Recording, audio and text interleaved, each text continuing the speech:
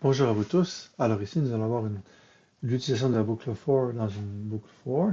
Alors j'ai ici une boucle dans laquelle i varie de 1 jusqu'à 10 inclusivement. Et puis par la suite, j'aimerais utiliser une autre boucle à l'intérieur de celle-ci dans laquelle je vais lui dire que j vaut 1. Et tant aussi longtemps que j sera plus petit ou égal à 10, nous allons vouloir répéter une série d'instructions précises qui seraient d'afficher une étoile. Alors par la suite, bien sûr, lorsque j'ai terminé d'afficher une première ligne d'étoiles, je vais vouloir changer de ligne. Alors, nous allons obtenir le résultat souhaité ici. Alors, j'ai un carré d'étoiles qui a été généré.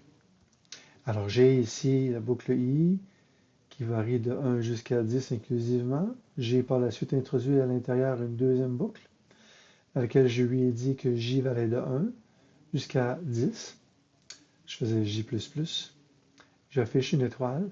Lorsque les 10 étoiles sont affichées sur la même ligne, par la suite, je lui demande de faire un changement de ligne. C'est pour cette raison qu'après avoir affiché les 10 étoiles, il a simplement changé de ligne par la suite.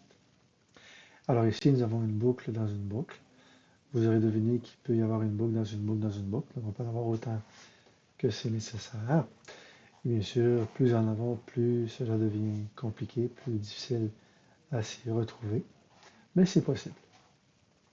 Ici, j'ai mis des valeurs constantes, c'est-à-dire 1 et 10. Mais il serait possible aussi de mettre des variables. Par exemple, ici, si je me dis que j est égal à i, alors je vais obtenir un résultat différent.